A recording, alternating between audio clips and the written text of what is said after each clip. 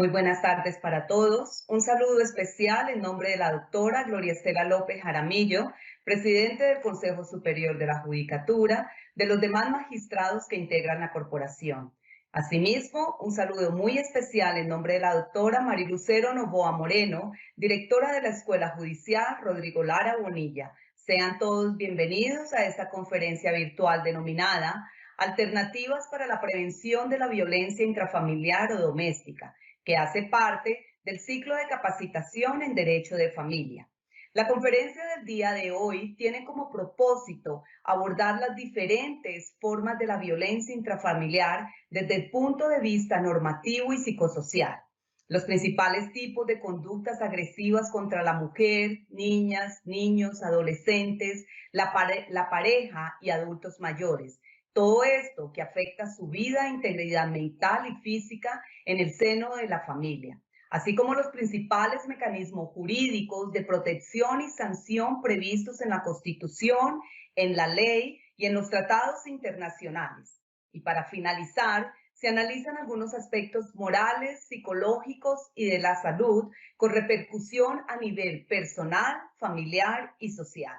El día de hoy tenemos el gusto de contar de nuevo con la doctora Claudia Yolanda Rodríguez Rodríguez, abogada especialista en Derecho Procesal Civil, Gestión Judicial, Derecho de Familia, Derecho Laboral y Seguridad Social y Derecho Comercial, magíster en Derecho de Familia de la Universidad Autónoma de Bucaramanga, con más de 30 años al servicio de la rama judicial.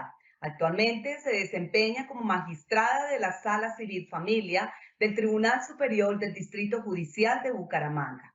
Asimismo, tenemos el gusto de contar con la doctora Gladys Lucía Arias Chacón, psicóloga de la Universidad Autónoma de Bucaramanga, especialista en psicología médica y de la salud de la Universidad del Bosque, en docencia universitaria de la Universidad Industrial de Santander y candidata a magíster en epidemiología de la Universidad del Norte de Barranquilla. Actualmente, la doctora es docente de pregrado y posgrado del programa de psicología de la Universidad Autónoma de Bucaramanga, UNAD. Doctora Claudia Yolanda Rodríguez, es un gusto tenerla de nuevo con nosotras. Bienvenida, tiene el uso de la palabra. Muchas gracias. Saludo a la doctora Marilucero Novoa Moreno, directora de la Escuela Judicial Rodrigo Lara Bonilla, y a la magistrada presidente del Consejo Superior de la Judicatura, doctora Gloria Estela López Jaramillo.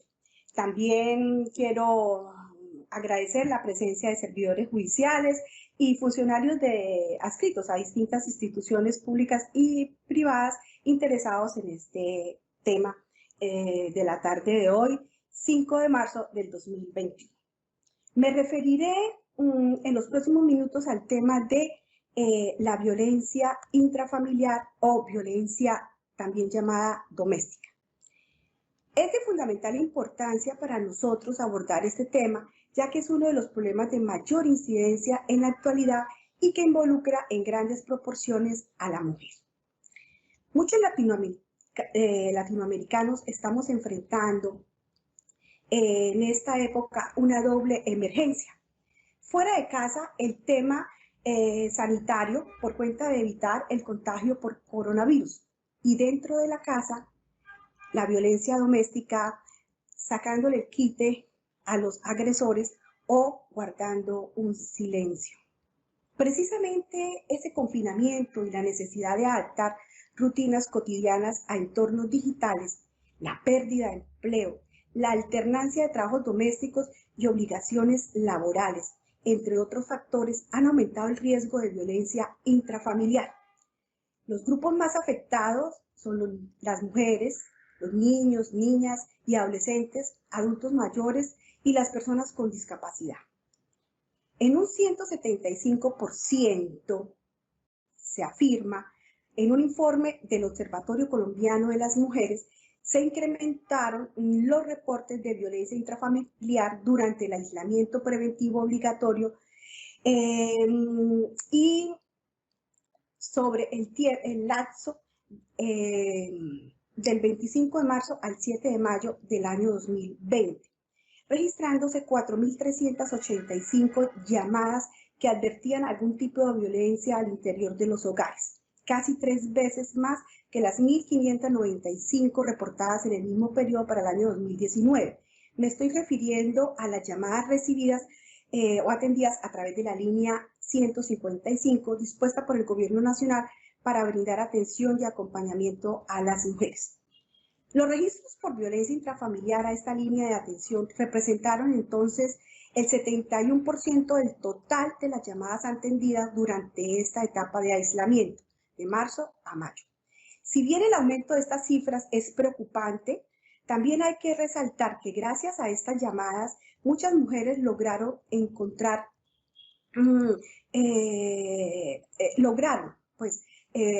encontrar un apoyo y evitar que se prolongara su situación de maltrato. Es decir, se ha podido visibilizar que existe una tendencia a romper la barrera del silencio. Luego de explicar esta motivación e importancia del tema que hemos querido compartir con ustedes en la tarde de hoy, paso a la siguiente presentación: violencia doméstica, que es violencia intrafamiliar, cualquier tipo de abuso de poder cometido por algún miembro de la familia sobre otro para dominar, someter, controlar o agredir física, psíquica, sexual, patrimonialmente o económicamente. Puede ocurrir dentro del hogar o fuera del domicilio familiar. La violencia se da en todas las clases sociales y tiene diferentes formas de expresión en todas las culturas y países. Encontramos sus raíces en variables que se entretejen, como son los temas económicos, políticos, culturales, inclusive religiosos y territoriales. Las víctimas de violencia familiar suelen ser los miembros más vulnerables de la familia. De acuerdo al sexo, encontramos las mujeres; de acuerdo con la edad, los niños, niñas y los ancianos; por su condición física, hombres y mujeres con enfermedad física o mental. Dentro de los tipos de violencia o los maltratos que se denuncian como parte del delito de violencia intrafamiliar, encontramos algunos así: maltrato físico, maltrato psicoemocional, maltrato sexual, el abandono en el cuidado de los niños y de los ancianos, el maltrato por desventaja física, económica, el abuso financiero o también la desventaja cultural. La violencia intrafamiliar apareja hechos relacionados o originados en la violencia de pareja, la violencia contra los ancianos y en la violencia contra los niños y las niñas. En la violencia en la pareja, bien sea porque se hable de una unión marital de hecho o una relación conyugal, matrimonial, hemos de tener en cuenta a los integrantes de estas parejas homosexuales también, por mandato de la interpretación que se hiciera en la sentencia C-029 del año 2009, que revisó la exequibilidad de una expresión compañeros permanentes dentro del artículo 2 de la ley 294 de 1996. En las próximas 3 diapositivas vamos a encontrar un marco normativo desde la expedición de nuestra Constitución Política del año 1991 y hasta épocas ya más recientes, en donde se pueden encontrar variadas normas, todas relacionadas con el reconocimiento de los derechos individuales, la proclamación de la igualdad entre hombres y mujeres, la no discriminación por razones socioculturales, el deber de apoyar a la mujer cabeza de familia, leyes relacionadas con la protección a la familia y a sus miembros, la adopción de instrumentos internacionales porque están protegiendo o se dirigen precisamente a proteger derechos fundamentales. De este listado, incluyendo directrices del Instituto Colombiano de Bienestar Familiar, resoluciones a través de las cuales se le otorga competencia a los comisarios de familia y otras autoridades administrativas con funciones jurisdiccionales, he querido resaltar las siguientes normas. La Ley 1257 del 2008, a partir del artículo 16 y del 17, nos ilustra sobre las medidas de protección para las víctimas de violencia intrafamiliar. Medidas de protección que pueden ser ordenadas por el comisario de familia, por el juez promiscuo municipal, por los jueces civiles municipales, penales municipales, por el juez de garantías y por las personas, los funcionarios que estén con funciones jurisdiccionales, precisamente conociendo el tema de la violencia intrafamiliar. La misma ley 1257 del 2008, en el parágrafo segundo, artículo 17 de la que estoy citando, nos obliga, nos trae un mandato. Estas mismas medidas podrán ser dictadas en forma provisional e inmediata por la autoridad judicial que conozca de los delitos que tengan origen en actos de violencia intrafamiliar. Es decir, así no estemos directamente conociendo los funcionarios judiciales del delito de violencia intrafamiliar, pero si dentro del marco del proceso que estamos dirigiendo se asoma una de estos hechos de violencia, debemos tomar las medidas que nos facilita esta ley 1257 o nos exige que tomemos esta ley 1277. Hemos hablado de medidas de protección, pero la ley 1257 del 2008 también trae en el artículo 9 un listado de las medidas de sensibilización y prevención. También nos ilustra sobre cuáles son las medidas de atención y a partir de ellas se han venido reglamentando en diferentes territorios nacionales, tanto municipales, departamentales como a nivel nacional, estas medidas de atención, las rutas que se deben seguir a partir del hecho delictivo. La situación especial de riesgo debe ser atendida entonces de manera diferenciada, rápida, y de manera integral. La ley 1257 del 2008 trae el tema de las casas de refugio o albergues temporales y estas precisamente son suministradas por los entes territoriales con apoyo en las entidades prestadoras del servicio de salud. Viene otra norma, otra ley, otro grupo de normas que me ha llamado la atención para esta presentación. Es la ley 542 del 2012, que reforma el artículo 74 de la ley 906 del año 2004. La ley 906 del año 2004 es el Código Procesal Penal colombiano. ¿En qué sentido vino a reformarla? En el sentido de eliminar el carácter de querellables y desistibles los delitos de violencia intrafamiliar e inasistencia alimentaria, delitos tipificados en el artículo 229 y 233 del Código Penal. Se adiciona también un parágrafo al artículo 74 reformado del Código de Procedimiento Penal, para indicar que en todos los casos que se tenga conocimiento de la comisión de conductas relacionadas con presuntos delitos de violencia contra la mujer, las autoridades judiciales investigarán de oficio en cumplimiento de la obligación de actuar con la debida diligencia para prevenir, investigar y sancionar la violencia contra las mujeres consagrada en el artículo 7º literal B de la Convención de Belén do Pará, que nuestro Estado colombiano avaló y la ha introducido como ley a través de la ley 248 de 1995.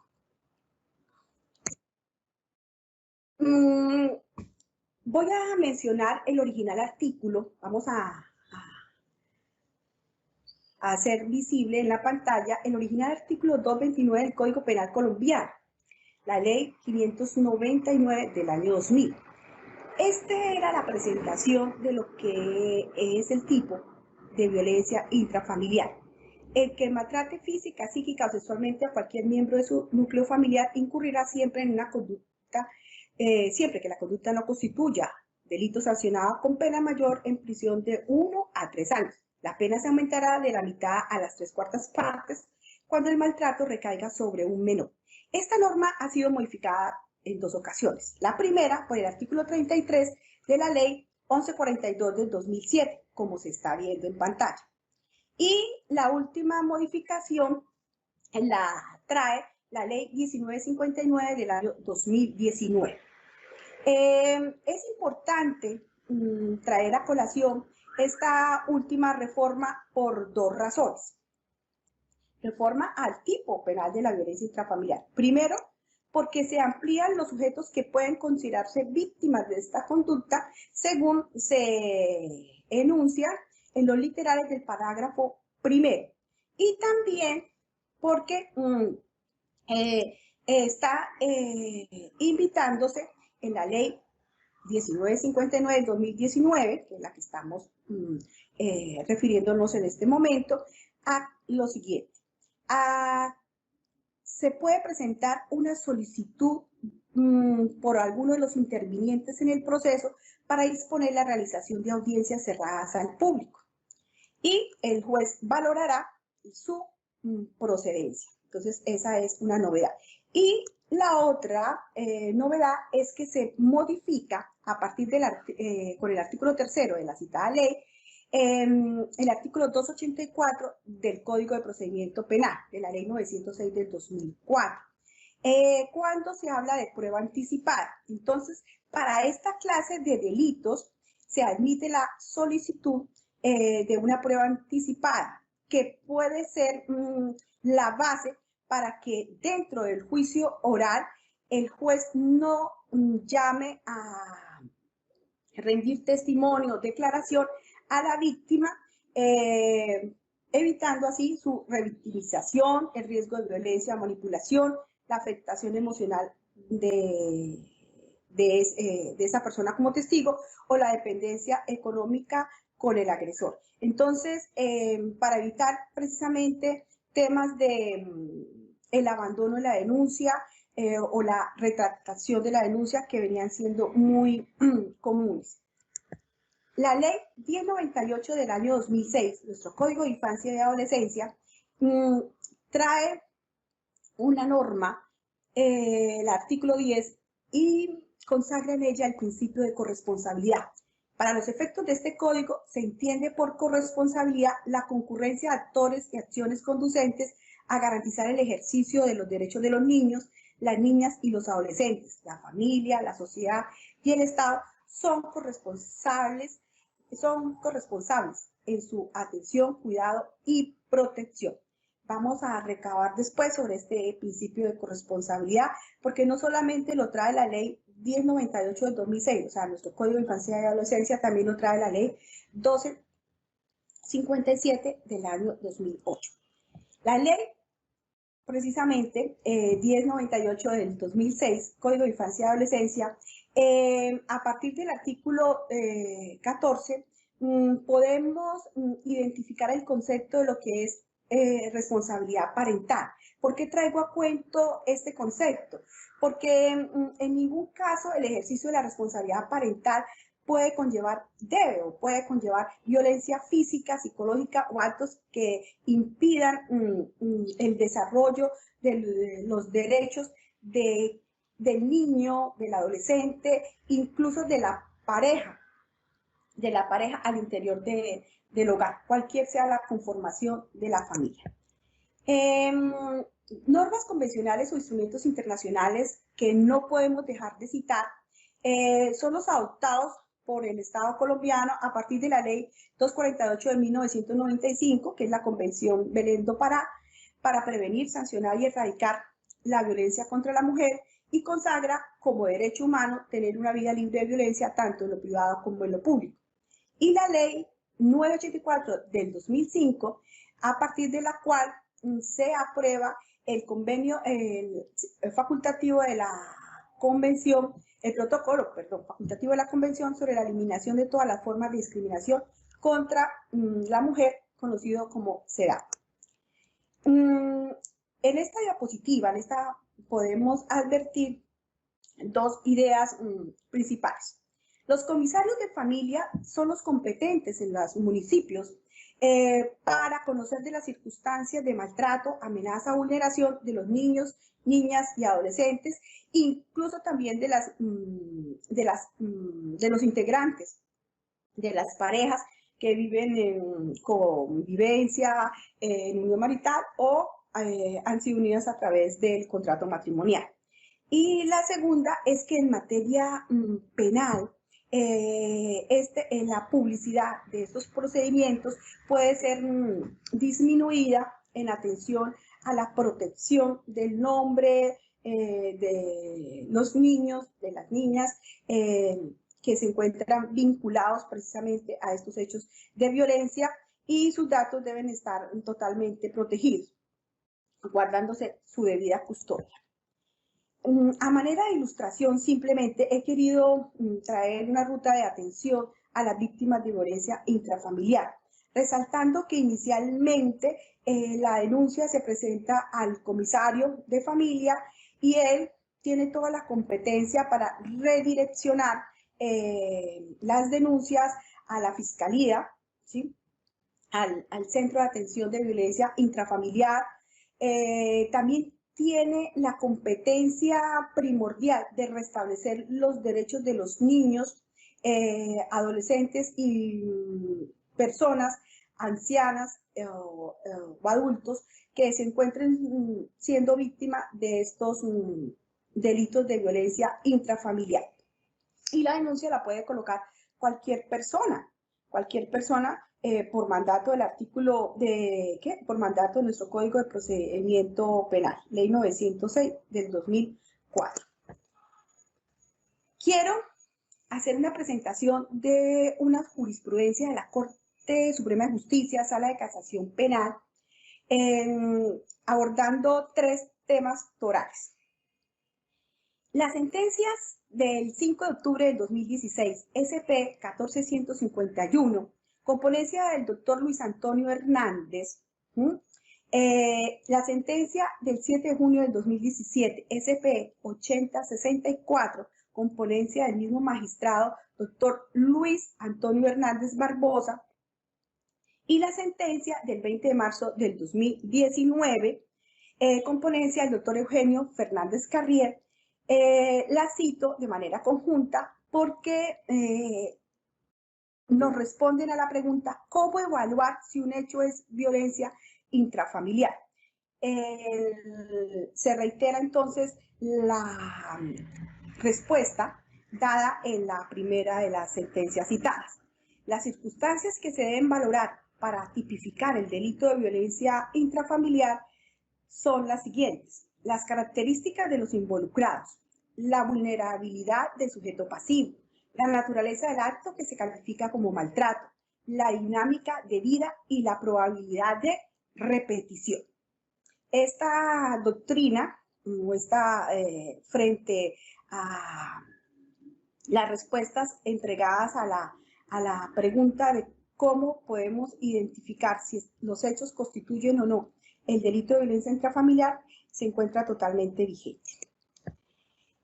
Otra jurisprudencia con ponencia de la doctora Patricia Salazar Cuellar, de la misma Sala Penal de la Corte Suprema de Justicia, sentencia 468 de 2020 y 3270 del 2 de septiembre del 2020, entra a concluir que la separación del acusado del entorno doméstico no es suficiente para que se desvincule del mismo, siempre y cuando continúa atacando el núcleo familiar mediante actos de dominación, acoso y control, lo cual se traduce en una constante alteración y afectación del bien jurídico que ampara el tipo penal de la violencia intrafamiliar, que es la unidad y armonía familiares. Entonces, no se refiere solo a la cohabitación. el núcleo familiar. Es reiterada esta posición jurisprudencial en sentencia 919 del 2020, con ponencia del doctor Gerson Chaverra Castro. En la sentencia del 2 de septiembre del 2020, con ponencia de la doctora Patricia Salazar Cuellar, sentencia 3274, además de reiterar el precedente sobre el contenido del tipo penal del delito de la violencia intrafamiliar, concluye en esa oportunidad la Corte Suprema afirmando lo siguiente: la violencia sea física o psíquica, a que se refiere este tipo penal no debe confundirse con las especiales acciones de maltrato a cada uno de los miembros del núcleo familiar. Esta sentencia, que es importante porque sigue el precedente sobre el contenido del delito de violencia intrafamiliar y porque habla de cómo debe la no acumulación o la no, acumulación de infracciones al tipo penal de violencia intrafamiliar por cada hecho que el agresor infrinja a cada uno de los miembros de la familia. También es importante porque asoma el tema del agravante punitivo en estos casos cuando se estudia este delito. Finalmente, hay esta cita de 3 jurisprudencias de la misma Sala de Casación Penal de la Corte Suprema de Justicia, es la competente para conocer de estos casos y es el órgano de cierre en nuestra rama judicial en materia de justicia ordinaria. En la sentencia del 14 de octubre del 2020, 3888, con ponencia del doctor Gerson Chaverra Castro, se toca en un tema que es importante y es la diferenciación entre violencia intrafamiliar y lesiones personales. También trae a colación el tema de límites al derecho de corrección parental. Sobre el tema del agravante punitivo, se estudia el mismo a partir del contenido del artículo 229 del Código Penal en una interpretación normativa antes y después de la ley 1959 del 2019, que recordarán, hice alusión anteriormente y reformó precisamente el artículo 229 del Código Penal. Las sentencias que se refieren a estos temas del agravante punitivo y para efectos de complementar el estudio del tema son las siguientes: SP 1270 del 2020, con ponencia del doctor Eider Patiño Cabrera, y la sentencia SP 047 del 2021, 27 de enero de 2021, con ponencia del doctor Luis Antonio Hernández Barbosa. Muchísimas gracias, doctora Mónica. Le retorno el uso de la palabra y estoy atenta a absolver alguna inquietud en particular que haya generado este tema. Muchísimas gracias. Muchísimas gracias, doctora Claudia. Y pasamos al fragmento de las preguntas. Primera, ¿qué alternativas podemos considerar para la prevención de la violencia intrafamiliar? Siendo categórica y pragmática, la respuesta sería: la única alternativa es la no violencia. Ninguna forma de violencia debe aceptarse al interior de una familia sin importar la composición de la familia. Entonces, ¿qué podemos proponer al respecto? Entonces es cuando vienen los temas de educar, reeducar, dentro y fuera del hogar, dentro y fuera de la escuela, en el colegio, en las universidades, incluso en las empresas. Es ese desaprender y aprender. ¿Educación en términos de qué? De hacer entender que existen acciones y omisiones al interior de una familia que no pueden tolerarse, y si han sido toleradas por patrones repetitivos heredados culturalmente, estos deben desaparecer. El derecho de corrección tiene límites, la misma integridad humana y el derecho a la salud mental y física de los hijos. Agregaría el rompimiento de círculos y patronos de violencia entre la pareja de padres a hijos y viceversa, una concertada política de salud pública de prevención a las conductas violentas que abarca pues, universalmente todos los espacios en los que el ser humano debe interactuar desde sus primeros años de vida y que incentive el respeto a los derechos de los demás congéneres. Y desde nuestro rol como funcionarios judiciales, no solo atender el trámite procesal en forma efectiva, rápida, también tomar medidas preventivas, cautelares, conforme lo ordenan normas que he citado en esta breve presentación. Artículos 16 y 17 de la Ley 1257 del 2008, que ataquen directamente el origen de esos factores desencadenantes de la violencia, sin olvidar jamás el principio de corresponsabilidad definido en la Ley 1098 del 2006, nuestro Código de Infancia y Adolescencia. Siguiente pregunta, doctora Claudia. ¿Por qué se debe denunciar un hecho de violencia intrafamiliar? Los hechos que estructuran la violencia intrafamiliar quebrantan los derechos fundamentales de todos los miembros de la familia, dejan huella en la piel y en el alma. Con fundamento, diría, en el artículo 10 del Código de Infancia y Adolescencia que he citado en esta oportunidad y apoyada en las diapositivas anteriores, esta norma consagra el principio de corresponsabilidad, es decir, ¿qué nos corresponde a cada uno, ciudadanos? ¿Qué nos corresponde a cada uno como servidores públicos? Se entiende que de cara a los conflictos que generan violencia y maltrato doméstico, concurren diversos actores y debemos estar atentos a denunciar y procurar que se restablezcan los derechos de las víctimas. Adicionalmente, si acudimos al artículo 6 de la Ley 1257 del 2008, esa ley marco, pues podríamos decir, sobre violencia intrafamiliar, encontramos un listado de principios en los que vamos a resaltar el principio de corresponsabilidad, es decir, la sociedad y la familia son responsables de respetar los derechos de las mujeres y de contribuir a la eliminación de la violencia contra ellas. El Estado es responsable de prevenir, investigar y sancionar toda forma de violencia contra las mujeres. Entonces, dejo así respondida esas dos preguntas, amén de que pues, en esa normativa se encuentran otros principios por los cuales podríamos estar dándole más fuerza a la respuesta que he entregado. Muchísimas gracias, doctora Mónica. Gracias, doctora Claudia. Y damos la bienvenida a la doctora Gladys Lucía Arias Chacón. Doctora Gladys, es un gusto tenerla con nosotros. Bienvenida, tiene el uso de la palabra. Gracias, doctora Mónica. Bueno, muy buenas tardes para todos desde Bucaramanga. Un saludo a la doctora Marilucero Novoa Moreno, directora de la Escuela Judicial. Un saludo extensivo a la doctora Gloria Estela López Jaramillo, presidenta del Consejo Superior de la Judicatura, y a todos ustedes, servidores y servidoras judiciales y demás personas que se han conectado a esta conferencia virtual.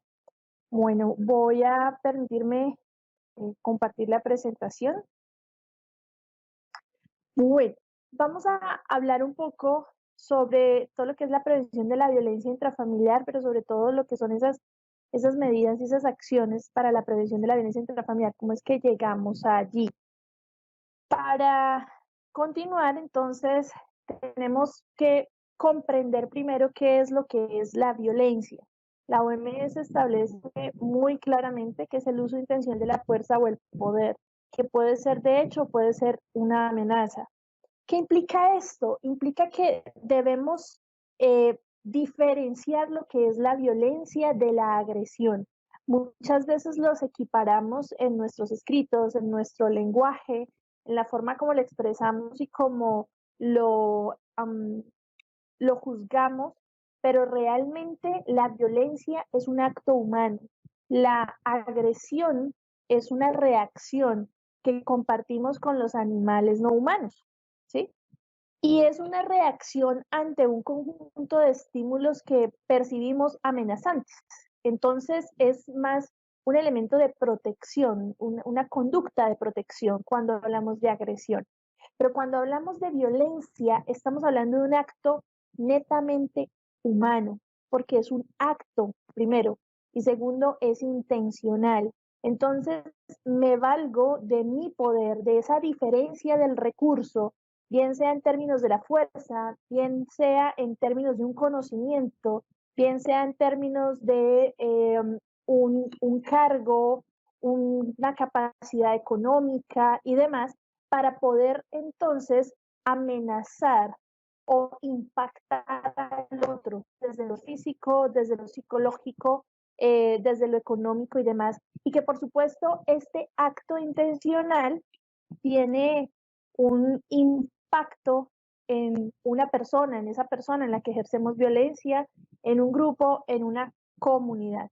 Ahora, la OMS es la que nos establece esta definición de violencia y bueno, diríamos, ¿por qué la Organización Mundial de la Salud habla de violencia cuando generalmente cuando se habla de violencia se habla desde el orden político o desde el orden legal? Y es que la violencia se ha convertido por su impacto en el desarrollo humano en un problema de salud pública. ¿Qué significa el comprender la violencia como un problema de salud pública? Continuamos. Siendo entonces la salud más que la ausencia de enfermedad. Omar, continuamos, por favor.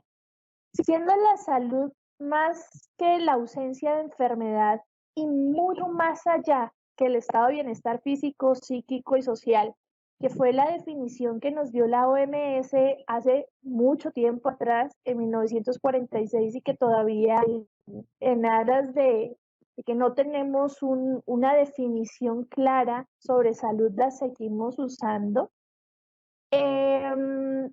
La salud, digamos que se ha venido reconstruyendo como un estado dinámico, no como un fin, no como un bienestar o estar bien, que es a lo que refiere esta definición de la OMS de 1946, sino que se ha resignificado en términos de una capacidad, en términos de un proceso, en términos de algo que es cambiante, pero sobre todo de algo que me permite adaptarme y adaptarme no solo desde la supervivencia, sino desde el desarrollo humano. Alejandro Haddad en el 2008 refiere que la salud es la capacidad de las personas o de las comunidades de adaptarse o de gestionar los desafíos físicos, mentales o sociales que se presenten en la vida. Con esto en el tintero, la salud se convierte en un elemento complejo, en un estado dinámico, que va más allá de la simple supervivencia, que va más allá de un estar y un estar bien, ¿sí? Pues precisamente en esta capacidad de la persona y de las comunidades para podernos adaptar y podernos gestionar nuestra cotidianidad, pues aparece la violencia como uno de los elementos que impacta en el desarrollo humano, que no nos permite avanzar. Esa es la razón por la cual para la OMS la violencia es un problema de salud pública. Además, que la paz es un requisito para el desarrollo humano, el desarrollo de las comunidades, el desarrollo de las personas. Ahora, ¿qué es lo que implica entonces comprender la violencia y priorizarlo como un problema de salud pública? Continuamos. La OMS establece 5 elementos importantes para priorizar una situación como un problema de salud. Vamos a ver cada uno de estos 5 elementos que hacen entonces que se priorice una situación como un problema de salud. El primero es la frecuencia y tiene que ver con la cantidad de veces que se presenta la situación. El segundo tiene que ver con la gravedad, es decir, el impacto en términos de la complicación que acarrea esta situación. El tercero tiene que ver con el costo, tanto a nivel económico como a nivel social, de la situación que se está analizando. Por último, siguiente tenemos la vulnerabilidad, y en esta vulnerabilidad estamos, la anterior, por favor, gracias. La vulnerabilidad, estamos hablando entonces de esa probabilidad de intervención que se tenga ante esa situación y que esa probabilidad de intervención haga que, por último, se establezca la evitabilidad, es decir, que tanto se puede evitar que la situación se pueda presentar.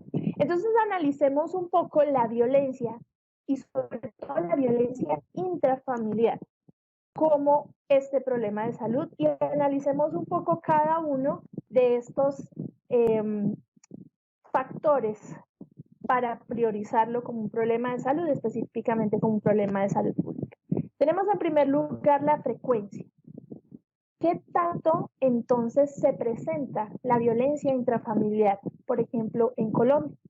Según cifras de la Policía Nacional, en el mes de enero, solamente en el mes de enero del 2021, entre el 1 y el 31 de enero del 2021, hubo 4.611 casos denunciados en la policía por el delito de violencia intrafamiliar. De estos 4.611 casos, 3.415, las víctimas eran mujeres, bien sea niñas, bien sea adolescentes mujeres, bien sea adultas mujeres o personas mayores mujeres. 163 niños, niñas y adolescentes, todos en el seno de la familia. Y 1.874 de esas situaciones de delito de violencia intrafamiliar no hubo empleo de armas, en otros hubo armas contundentes y armas cortopunzantes. Sin embargo, en 1.874 de estas situaciones de violencia intrafamiliar, según los datos de la policía a nivel nacional en Colombia, no hubo empleo de armas. ¿Qué significa esto? Significa entonces que estamos ante una situación que se incrementa, que se presenta, incluso, y digamos eso es lo más impactante de la violencia intrafamiliar, es que se presenta en el seno del grupo primario, en donde como individuo debo sentirme seguro, debo sentirme apoyado y debe ser mi primer acercamiento a la sociedad y a la cultura. Entonces tenemos un primer factor que es la frecuencia de la violencia intrafamiliar y es algo que nos dice, aquí en la violencia intrafamiliar hay una prioridad, hay que hacer algo. Tenemos en segundo lugar la gravedad. Como les decía, la gravedad se refiere a la magnitud, todo lo que tiene que ver con las consecuencias, las complicaciones que haya alrededor de la violencia intrafamiliar. Y entonces en estas complicaciones estamos hablando de algunas situaciones que tienen que ver con discapacidad en aras de violencia intrafamiliar de orden físico.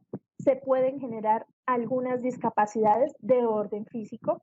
También se pueden generar algunas discapacidades de orden psicosocial, como estrés postraumático, algunos desórdenes de ansiedad, algunos desórdenes depresivos, algunas alteraciones del estado de ánimo. También incluso podemos llegar a la muerte. Muerte bien sea por homicidio o muerte por suicidio en las víctimas de la violencia intrafamiliar, independientemente de si son niños, niñas, adolescentes, mujeres, personas mayores o adultos varones. Entonces, en la medida en la que tenemos complicaciones como discapacidad y sobre todo muerte, estamos hablando de una situación que afecta a la salud humana y que afecta todo el desarrollo humano. En tercer lugar, tenemos el costo. Y cuando hablamos del costo, estamos hablando no solamente del costo económico, sino también del costo social. Hablar del costo económico implica pensar, por ejemplo, en una mujer, como les decía, de estos 4.611 casos, 3.415 fueron de mujer, el resto fueron con víctimas mujeres, el resto víctimas hombres. No significa que no haya víctimas hombres, solo que la mayoría son mujeres. Y pensemos entonces en mujeres adultas.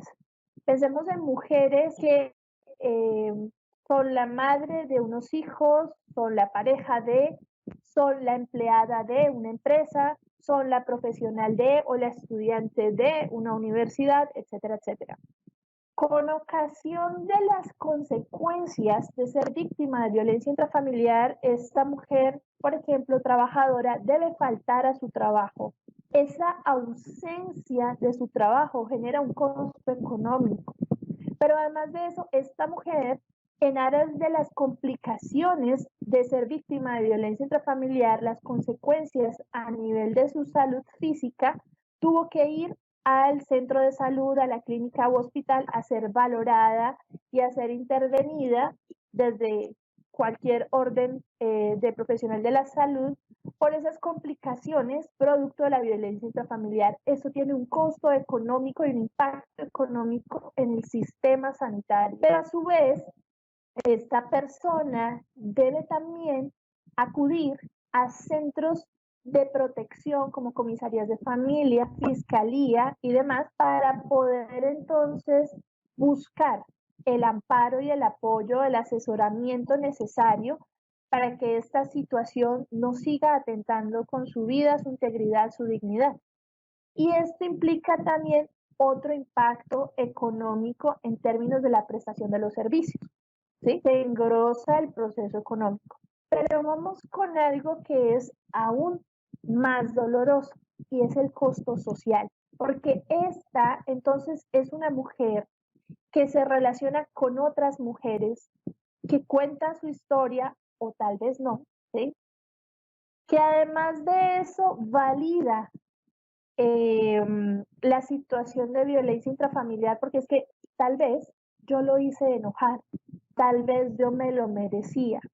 Y además de eso, es una mujer que puede ser madre y que al ser madre, entonces, a través del aprendizaje vicario, diríamos coloquialmente, a través del aprendizaje por observación, a través del ejemplo, enseña a sus hijos a que es normal, natural, ejercer la violencia para lograr lo que se quiere, para hacer que el otro haga lo que yo le pido, para solucionar o al menos tranquilizar una situación, para corregir, para, entre comillas, educar, para manejar mi frustración. ¿Sí? Y entonces eso va construyendo una red y un tejido social en la cual la violencia se naturaliza. Entonces, si el niño no hace caso, pégale una palmada. Si el niño le responde mal, pégale una palmada. Si el niño le va mal en el colegio, en una prueba, en un examen, pégale un correazo. Si el niño le hace pataleta, pégale un correazo bien puesto para que no le vuelva a hacer pataleta. Si la pareja le dice mentiras, golpee, está bien, es su pareja.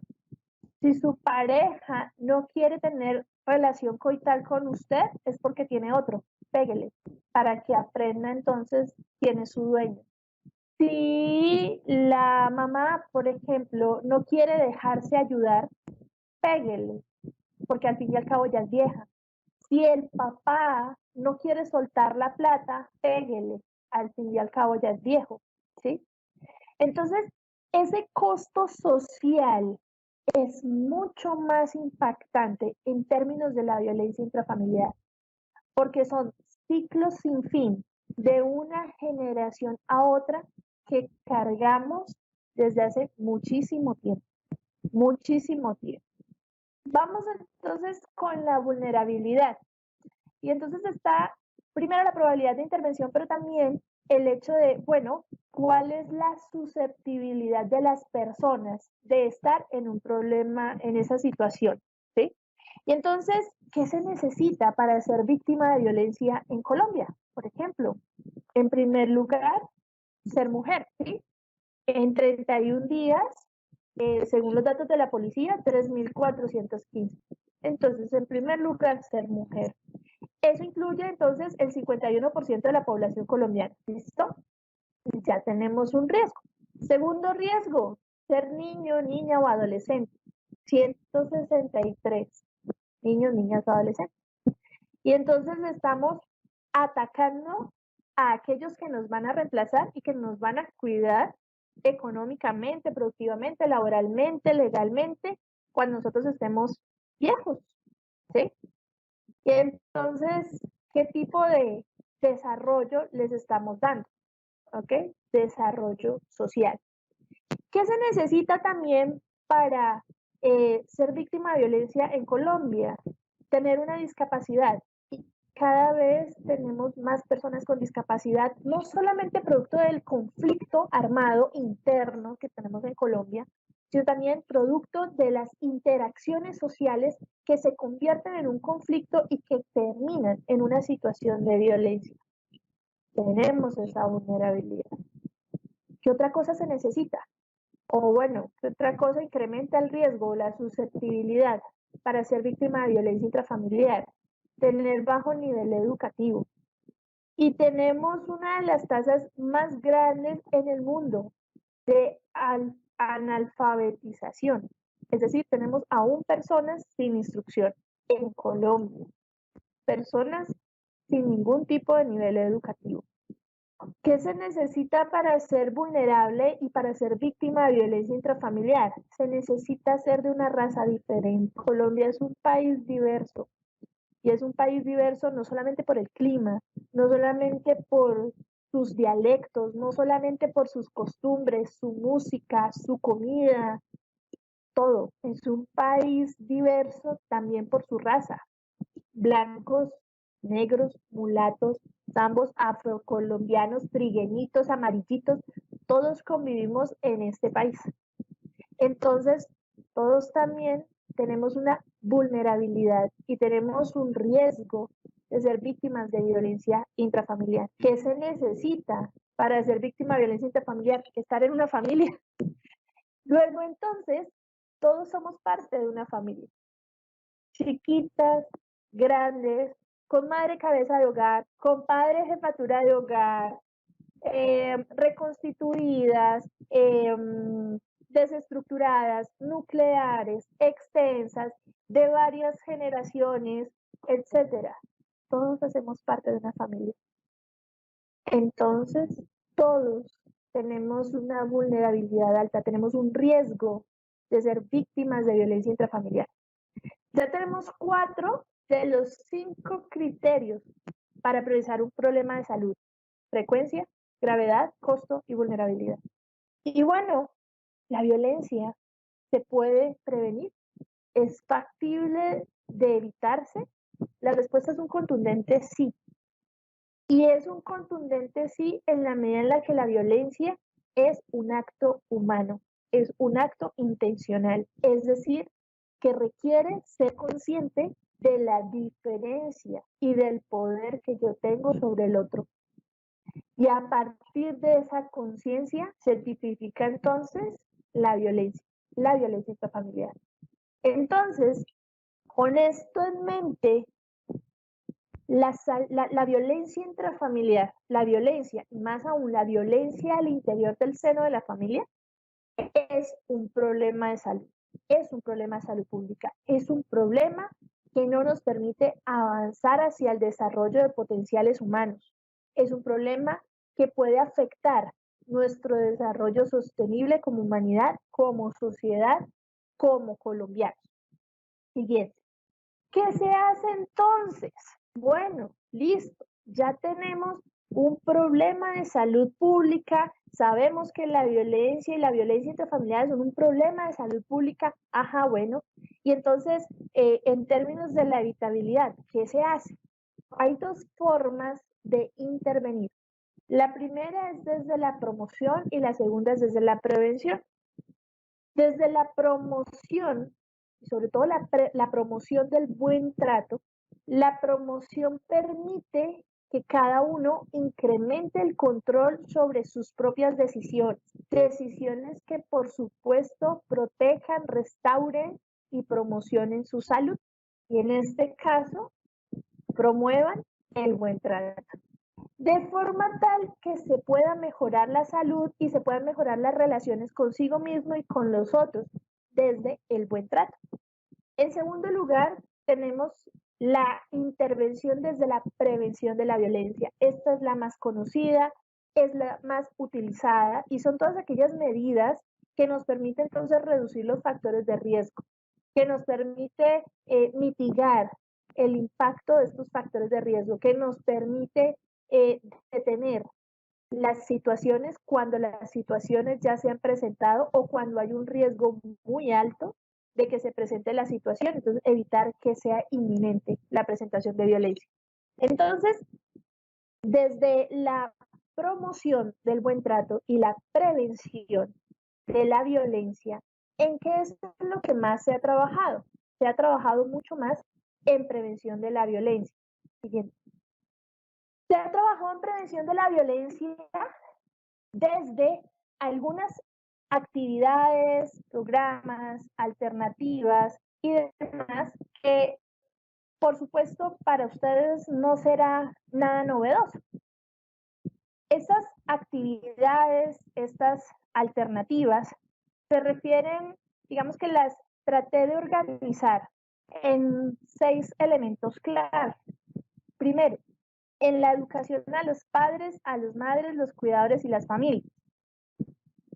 ¿Por qué dirigido a los padres, a las madres y cuidadores en primera instancia? Como ya sabemos, los niños, niñas y adolescentes aprenden principalmente con el ejemplo, aprenden principalmente de lo que ven del otro. Y ese otro de referencia generalmente son padres, madres y cuidadores. En la medida en la que pueda educar a padres, madres y educadores, no solamente en cómo criar, cómo educar, cómo orientar, cómo acompañar el proceso de desarrollo de los hijos o hijas, niños, niñas, adolescentes, sino también en cómo ser mejor persona, cómo desarrollar competencias que me permitan adaptarme y gestionar todos los desafíos de mi cotidianidad, tanto para mí como para las personas a mi alrededor, aquellas personas con las que yo me relaciono. ¿Cómo puedo entonces desarrollar lo que la OMS también estableció, habilidades para la vida? ¿Cómo puedo entonces fortalecer mi proceso de autoconocimiento? ¿Cómo fortalecer mi proceso de toma de decisiones?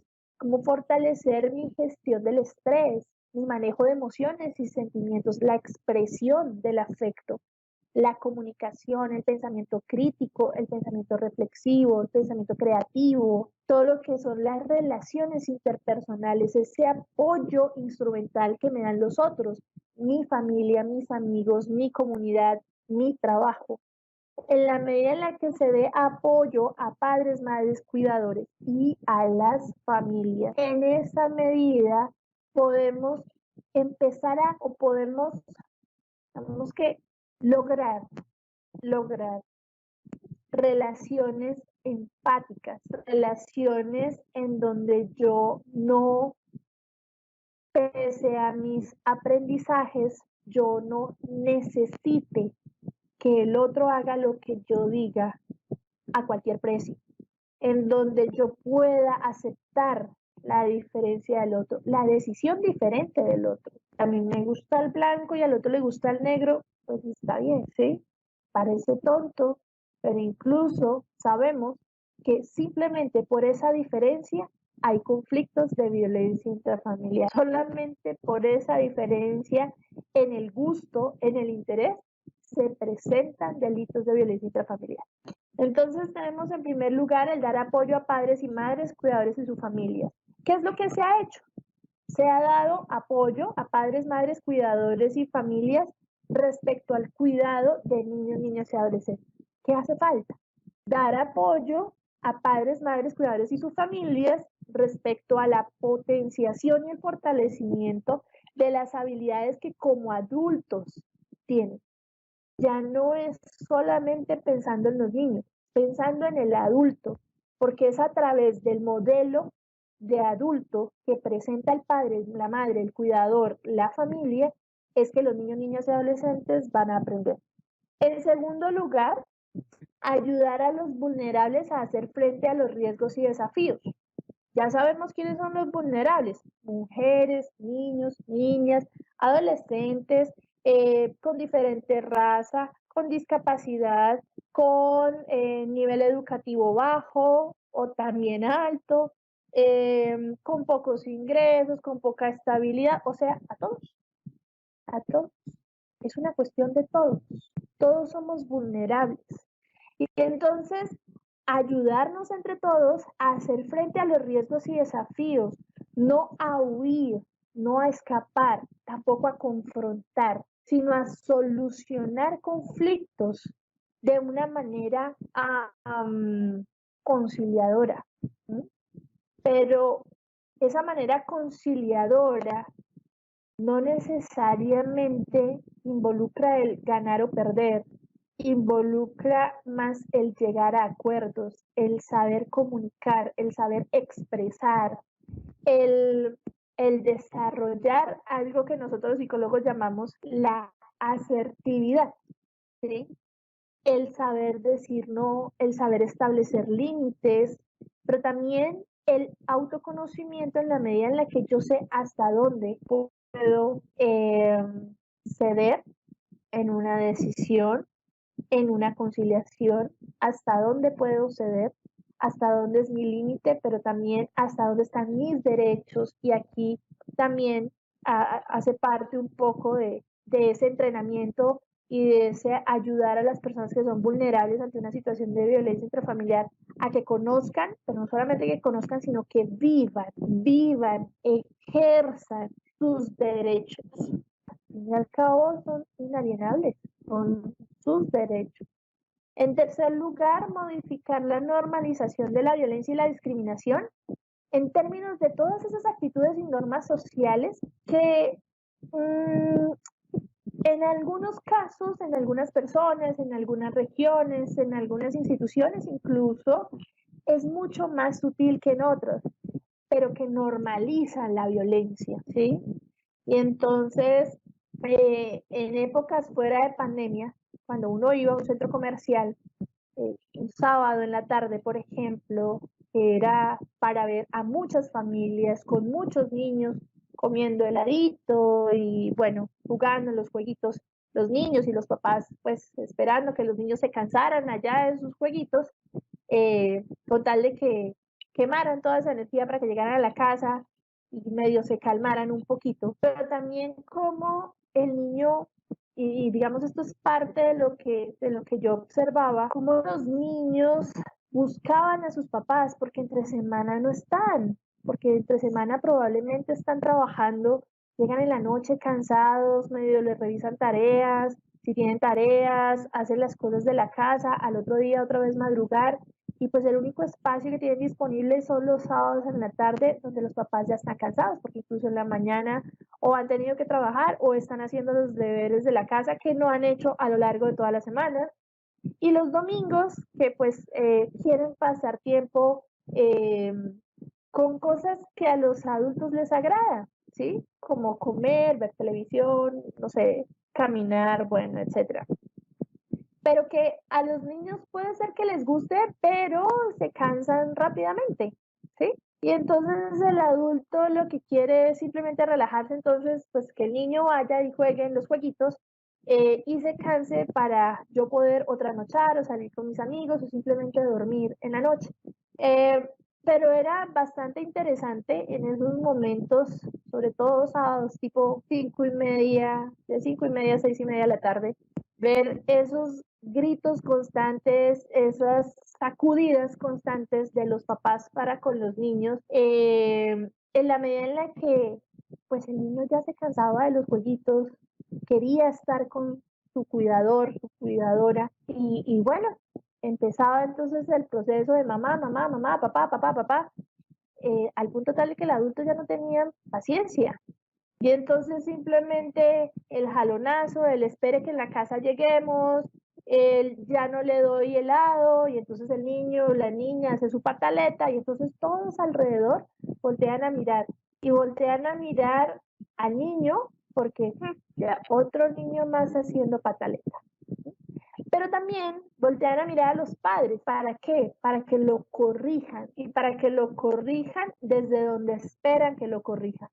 Y entonces en muchas ocasiones viví un golpe, una palmada y lloré por algo, ¿sí? Y entonces otros alrededor, uy, sí, para que llore por algo. ¿Sí? Esa normalización del uso de la violencia como el elemento de corrección, como elemento de manejo de la crianza, como elemento de educación, esa normalización debe ser modificada porque es un ciclo constante. Es un ciclo que se aprende cada vez que yo no pueda, cada vez que quiera que el otro haga, cada vez que yo sienta que tengo el poder, yo puedo entonces utilizar al otro, yo puedo actuar en contra del otro. Por supuesto, la normalización en términos de una violencia por la calle, quién sabe qué hizo, quién sabe cómo iba vestida, pero qué andaba haciendo por allá. Son actitudes, son elementos sutiles que favorecen y mantienen la violencia, normalizan la violencia, sobre todo la violencia intrafamiliar. Ay, la ropa sucia se lava en casa. ¿Cuántas veces no hemos escuchado eso? ¿Cuántas veces incluso, por qué no, se ha dicho eso? La ropa sucia se lava en casa, ¿sí? Y se entiende una cantidad de cosas a partir de ello. Eso normaliza la violencia. Esa normalización debemos modificarla.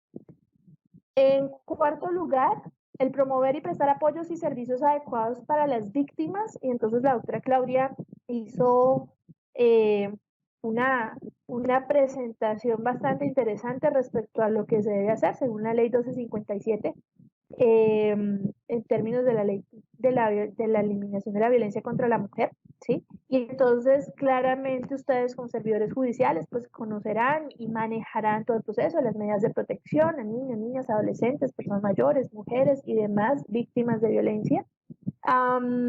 El constante trabajo que hace ICBF, que hacen, digamos, algunos elementos de las consejerías, las EPS como tal, ¿sí?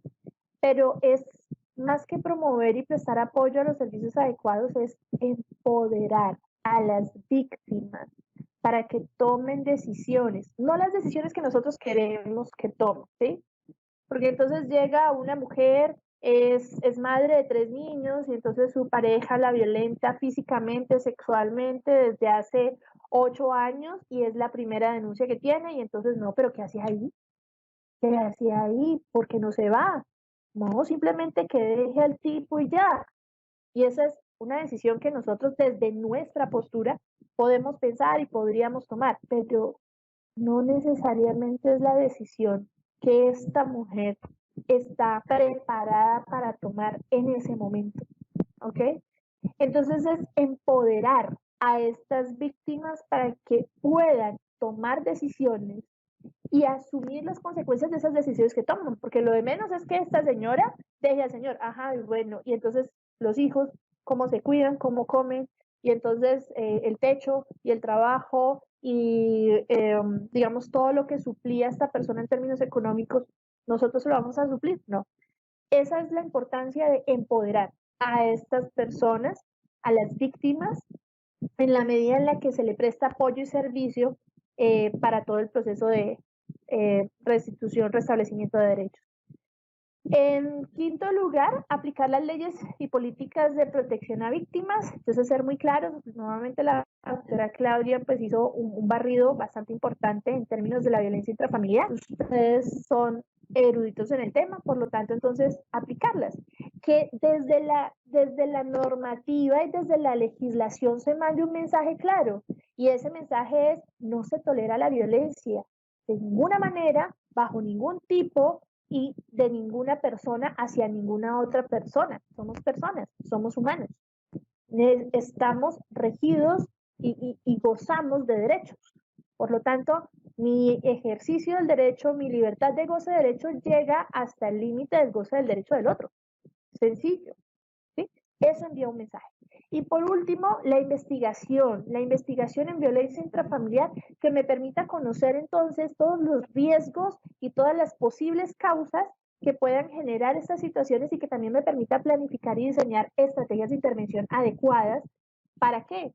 Para que todas las personas, todas las comunidades, nuestra Colombia, nuestra cultura, pueda entonces avanzar hacia un desarrollo humano libre de violencia, un desarrollo humano lleno de paz. ¿Ok? Continuamos entonces.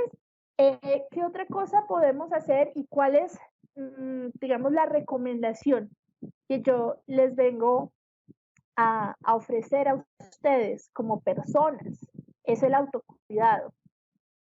Si la violencia es un problema de salud pública, si la violencia intrafamiliar es un problema de salud pública, pues entonces cuidemos nuestra salud.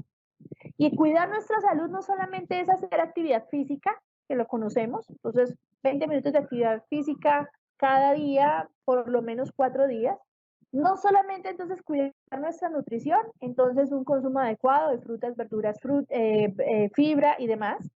No solamente la higiene de sueño, entonces toda una rutina de sueño y que el sueño sea profundo y que pueda entonces permitir que el cuerpo descanse y se recupere como tal de los desafíos de cada día, sino también dos elementos importantes que a veces, muchas veces se nos olvida. El primero, el manejo de emociones y el estrés. ¿Cómo manejo yo esa reacción ante los desafíos diarios? Ante eso que a veces siento, percibo que me sobrepasa. ¿Cómo expreso yo cuando estoy triste, cuando estoy alegre, cuando tengo miedo, cuando tengo rabia? ¿Cómo lo expreso? La encuesta nacional de salud mental del 2015 nos arroja un dato súper interesante y es que en Colombia pareciera que solamente hay dos emociones, la alegría y la rabia. ¿Y qué pasa con el miedo? ¿Y qué pasa con la tristeza? Simplemente no se expresan. ¿Por qué no se expresan? Porque se transforman en rabia. Y esa transformación hace que yo me relacione con los otros, que es el último elemento del autocuidado, me relacione con los otros desde la frustración, desde el fracaso, desde la impotencia y por supuesto desde el conflicto y la violencia. Entonces, estas recomendaciones de autocuidado, especialmente de manejo de emociones, estrés y relaciones interpersonales, es algo que les vengo a presentar en esta conferencia. Por último, continuamos. Quiero dejarles estas dos frases. La primera es del Principito, un libro muy conocido por todos. Y entonces la frase indica, se debe pedir a cada cual lo que está a su alcance realizar. Y entonces con esto les concluyo fundamentalmente lo que les estoy pidiendo, lo que nos estoy pidiendo, lo que muchos profesionales de la salud, hablando desde violencia intrafamiliar, hacemos es, tengamos conductas de autocuidado. Fortalezcamos nuestras conductas de autocuidado. No es solamente actividad física, nutrición adecuada y higiene de sueño. Es también manejo de emociones y estrés y relaciones interpersonales. Y damos a cada uno lo que está a su alcance de realizar. Cada uno de nosotros tiene la posibilidad de gestionar sus decisiones, de gestionar sus conductas para la salud. Y con eso avanzar entonces entre todos a un desarrollo humano. ¿Por qué? Porque como lo dice Ray Kroc, ninguno de nosotros es tan bueno como todos nosotros juntos. Entonces, en la medida en la que yo me cuido, en la medida en la que el otro se cuida, nosotros nos cuidamos. Y somos mucho mejores cuando nos cuidamos cada uno por aparte y hacemos una red y un tejido de cuidado de nosotros y de todos los otros. Muchísimas gracias por su tiempo, muchas gracias por su escucha. Le doy paso a Mónica para las preguntas. Muchísimas gracias, doctora. Y vamos con la primera pregunta. ¿Cómo ayudamos a las víctimas de violencia intrafamiliar? Gracias, Mónica. Bueno, fundamental desde mi tesis, la que les planteaba, es empoderarlos para que tomen decisiones, tal vez no las que nosotros querramos que tomen, tal vez no en el tiempo en que nosotros querramos que las tomen, pero sí que se tomen sus decisiones con base en su ejercicio y su goce libre de derechos, en una perspectiva de vida y en una opción de vida desde la libertad de la decisión, principalmente. Siguiente pregunta, doctora. ¿Qué podemos hacer en la rama judicial como representantes de la ley para prevenir la violencia intrafamiliar? Bueno, muchas gracias, Mónica. Esta pregunta realmente es la que a mí me gusta más y es, bueno, ¿y yo qué hago? ¿Sí?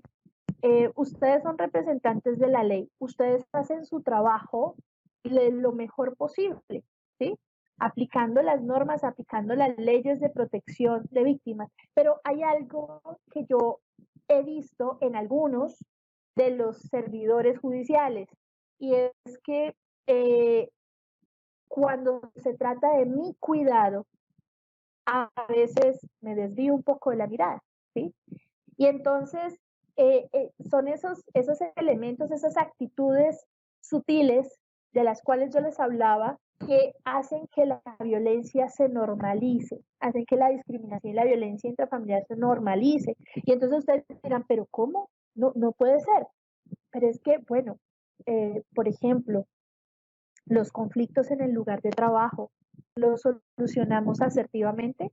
Sí, algunos dirán que sí, bien, ¿sí? ¿Qué pasa, por ejemplo, cuando alguien, no sé, no nos gusta la actitud de alguien? Por ejemplo, está bien que no nos guste la actitud de alguien en algún momento, está bien, pues somos seres humanos, afortunadamente cada uno diverso, cada uno totalmente diferente. Y entonces, no me gusta la actitud de una persona en un momento específico. Y entonces yo hablo con el otro respecto a eso. Y resulta entonces que ese hablar con el otro respecto a esa situación hace que yo le agregue un poquito, hace que yo muestre mi emoción, que generalmente es una emoción de rabia o es una emoción de miedo, es una emoción de impotencia, es una emoción de frustración. Y con eso entonces, sutilmente, puede ser que yo esté favoreciendo algunas situaciones de violencia, ¿sí? En la medida en la que yo oriento también a las personas que asisten a mi servicio, asisten, digamos, a mis orientaciones, eso también influye en el proceso de cómo yo aplico la ley, de cómo yo soy el representante de la ley y a veces doy alguna flexibilidad y demás. Entonces, fundamental como servidores judiciales el autocuidado y ser muy conscientes de esos elementos que puedan estar normalizando la violencia. Muchas gracias. Nuestro agradecimiento especial a las doctoras Claudia Yolanda Rodríguez Rodríguez y Gladys Lucía Arias Chacón por sus claras y ponderadas explicaciones que permiten reconocer las diferentes manifestaciones y mecanismos de prevención de la violencia intrafamiliar en Colombia como uno de los delitos que más grave afectación causa a la integridad física, emocional y psicológica de las víctimas, a sus familiares y obviamente a la sociedad. El análisis de este tema en la justicia colombiana contribuye a la prevención de la vulneración de las garantías y derechos constitucionales de las víctimas de violencia intrafamiliar y de esta forma propender por su protección. De nuevo, nuestros agradecimientos, queridas doctoras, por haber estado con nosotros el día de hoy. Muchísimas gracias. Asimismo, agradecimiento a los servidores y servidoras judiciales y a todas las personas que actúan en el sector justicia que se conectaron a esta conferencia virtual. Y un feliz día para todos.